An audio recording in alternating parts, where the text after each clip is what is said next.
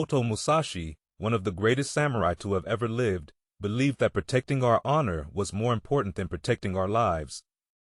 In his Dokuro, a collection of 21 principles for living a good life that he dedicated to one of his disciples, he wrote, "You may abandon your own body, but you must preserve your honor."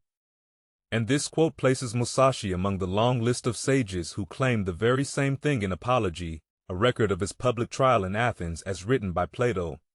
Socrates said, "A man who is good for anything ought not to calculate the chance of living or dying.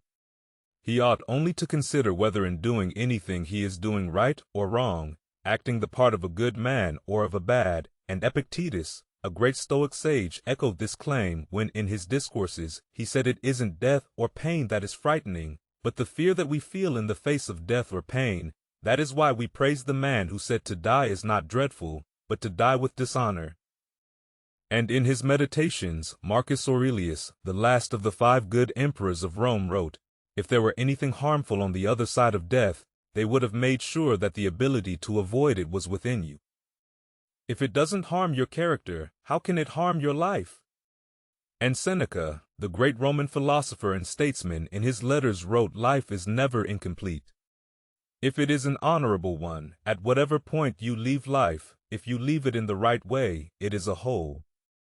The reason that the sages such as Miyamoto Musashi tell us to value our honor above our own survival is because it preserves our conscience, and keeping our conscience healthy is the only way to live a free and peaceful life.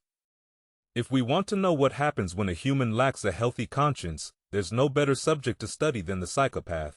And without conscience, Dr. Robert Hare, a professional on psychopathology, wrote their hallmark is a stunning lack of conscience.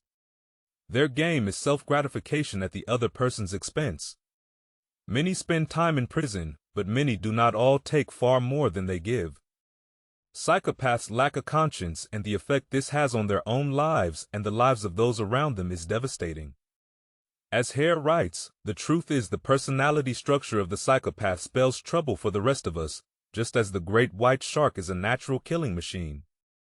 Psychopaths naturally slip into the role of criminal, their readiness to take advantage of any situation that arises combined with their lack of the internal controls. We know as conscience creates a potent formula for crime. While not all psychopaths are criminals, the lack of a working conscience makes psychopaths much more likely than regular citizens to engage in criminal behavior. And the reason for this is that, in their eyes, crime makes logical sense because psychopaths lack a working conscience. They don't place any importance on being a good person or following society's rules. If breaking a rule helps them gratify their own desires, they'll do it naturally. This leads to criminal behavior, and on top of hurting others, criminal behavior also undermines their own potential and future goals. Psychopaths are incredibly bad. Long-term planners, as Hare writes, psychopaths tend to live day to day and to change their plans. Frequently, they give little serious thought to the future and worry about it even less.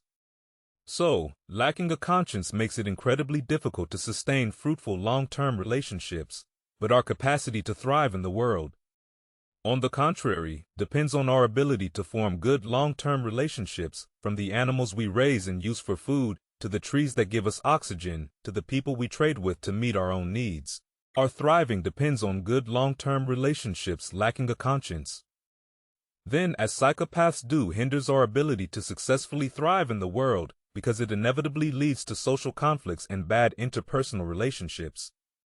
A life without a conscience is a life of short-term gratifications and long-term conflicts. It's a life without freedom or peace. But unlike a psychopath, most of us are born with a good functioning conscience. And so, rather than suffering the fate of having no conscience, we suffer the fate of voluntarily repressing and violating our conscience. Since we're not psychopaths, we can't escape our conscience. Even if we repress and violate it, it comes back to haunt and torture us in Dostoevsky's Crime and Punishment. The protagonist Raskolnikov commits a murder to prove to himself that he is beyond the categories of good and evil, that he is a great man, and he cleanly gets away with a double homicide. No one will ever find out that he did it. But rather than receiving a happy ending, what unfolds over the rest of the novel is Raskolnikov's descent into madness and self-torture. He did something that violated his own conscience. And as a result, he lost his inner peace and freedom. So the truly important thing for us is to resist the temptation to repress and violate our own conscience. And this is the wisdom that the sages such as Miyamoto Musashi have tried to teach us. They say desperate times such as being on the brink of poverty call for desperate measures. This is when the temptation to repress our own conscience is at its greatest, when our own survival is threatened. Many of us, if not most of us, will find a reason to repress our conscience so that we can do what needs to be done to survive and thrive. For many of us, this temptation will prove too great to resist. But the sages of the past teach us that we must resist it because the crimes we commit as a result of repressing and violating our own conscience will come back to torture us. And a life without a healthy conscience is a very, very difficult one. Survival at the expense of our conscience is not worth the cost. As Socrates said, the difficulty, my friends, is not to avoid death, but to avoid unrighteousness, for that runs faster than death. And as Musashi would advise us over 2,000 years later, you may abandon your own body, but you must preserve your honor. And the only way we can resist the temptation to repress and violate our own conscience is to believe, as Musashi does, that our honor is more valuable than our own lives, because only when we value our honor above our own survival will we become immune to the difficulties and tragedies of life that often force us to compromise on our integrity.